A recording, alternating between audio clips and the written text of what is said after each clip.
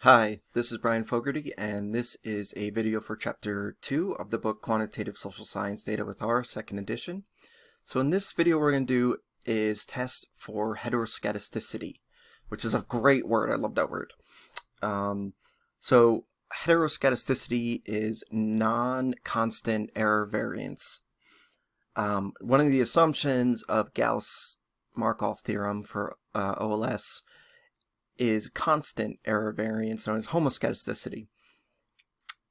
The reason why we care about this is that if heteroscedasticity is present, then our standard errors will be biased downwards. That means that they will be smaller than they should be. Now, when that occurs, we're more likely to find predictors that are statistically significant that are not really statistically significant, because the t value for figuring out this stuff with for linear regression is the coefficient divided by the standard error. So if the smaller standard error, that means the larger the t value, that means we're more likely to hit the critical value for statistical significance at the 0.05 level. All right, so heteroscedasticity is very, very common. There's some folks that always just assume heteroscedasticity and they include the correction, which we'll look at. The correction, this real simple, is to include robust standard errors, which is somewhat of a brute force way, but it increases the size of the standard errors. All right, so we're going to do a plot and a formal test for heteroscedasticity. First, we'll do the plot. We're going to use the same function that we did in the previous video. Here, the fitted values, excuse me, the residuals versus the fitted values. So this is GG_res fitted.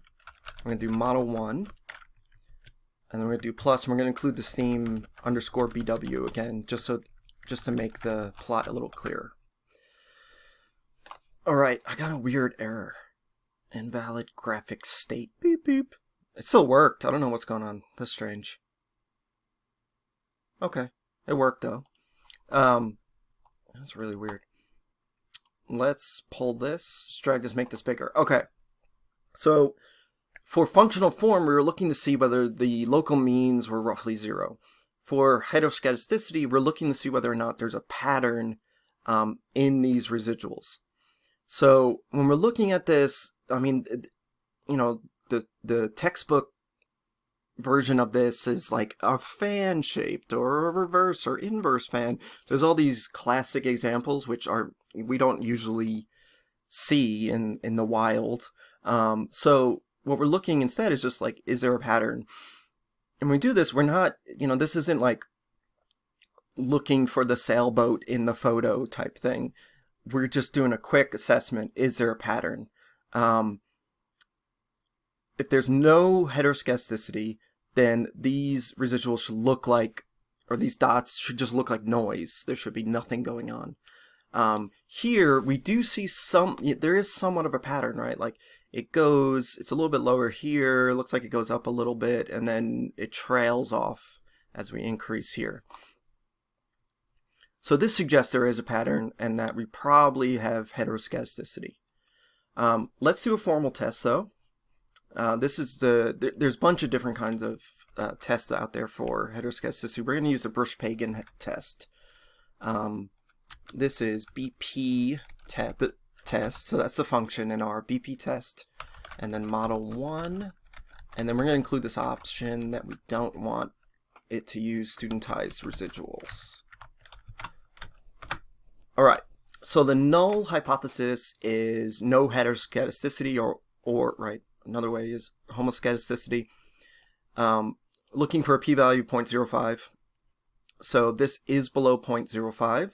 So we reject the null and we assume, or we can conclude that we have heteroscedasticity. Okay, so then what do we do? As I mentioned, we can include robust standard errors. As far as I know, and I'm happy for someone to tell me different, does not have a really, really simple way of including robust standard errors, at least for linear regression.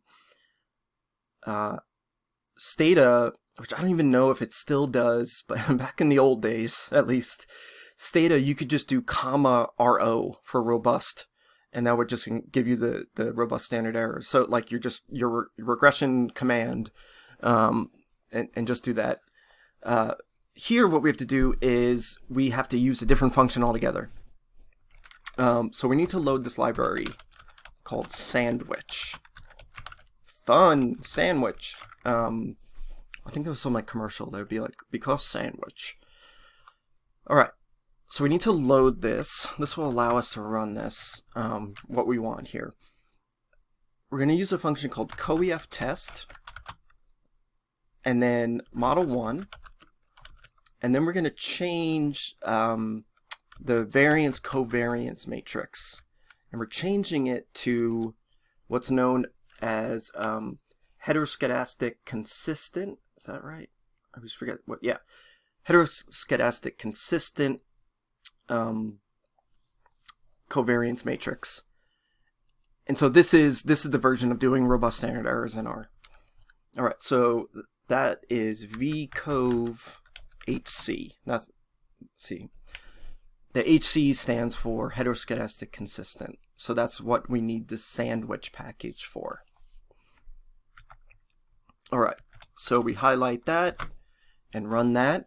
Okay, so when we use robust standard errors, what we want to do is we want to see whether or not our conclusions about what is statistically significant change. So are the predictors different when using robust standard errors? Not different, but is there a change in a predictor that without robust standard errors is statistically significant, and then when we use robust standard errors, it is now not statistically significant using the 0.05 level cutoff.